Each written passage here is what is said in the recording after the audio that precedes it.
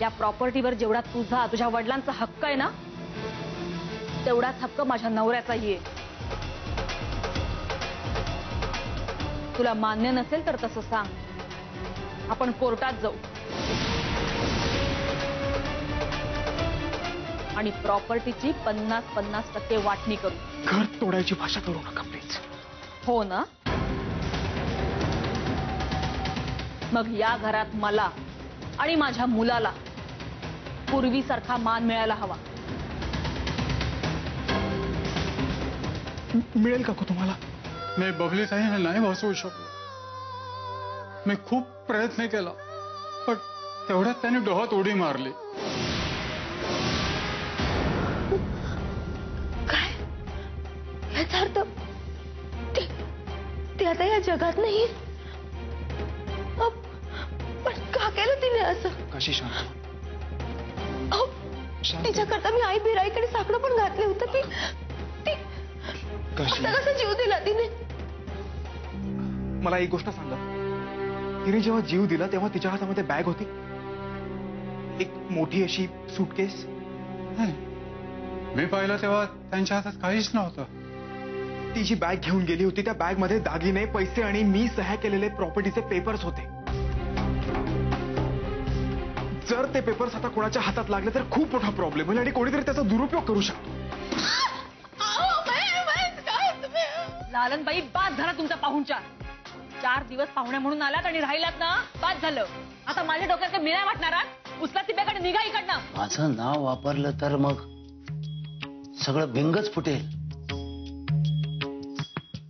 मला डिपार्टमेंटल चौकशीला सामोरं जावं लागेल.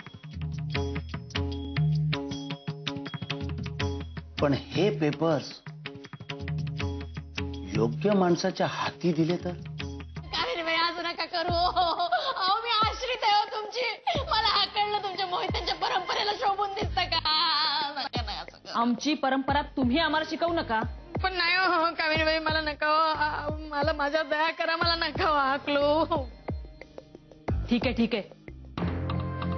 हे बघा, मी तुम्हाला इथे राहू देईन, पण त्यासाठी तुम्हाला माझ्या काही अटी मान्य कराव्या लागतील. मान्य, सगळं मान्य. मला अगदी सगळं मान्य आहे. मला ऐकून तरी घ्या. आता तू बोल, मग मी बोलते. एकतर इथे राहायचं असेल तर मी सांगेन तसंच वागावं लागेल. वागेन, पण माझी वेळ आली ना की तुला माझ्याप्रमाणे वागवे. काय म्हणते मी? हो, अगदी मान्य. इथे राहून संजयचे, काशीचे किंवा इतर कोणाचेही कान भरायचं नाही. अजिबात नाही. तुझे कान नाही कापून हातात दिले ना तर नावाची लालन नाही मी. काय म्हणते मी? हो. आणखी एक महत्वाचं, या घरातली सगळी कामं तुम्हाला करावी लागतील. हो, कबूल कबूल. अगदी. आयतं बसून तुम्हाला कोणीही खायला देणार नाही.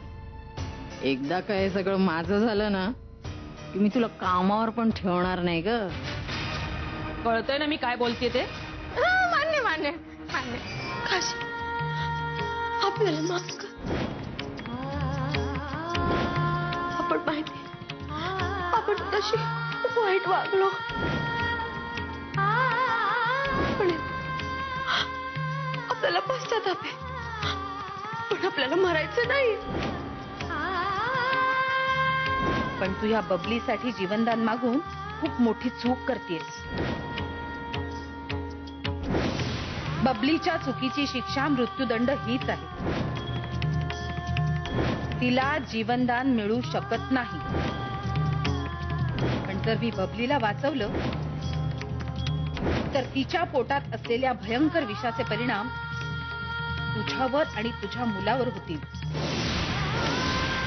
आणि त्यात तुझा मृत्यूही होऊ शकतो.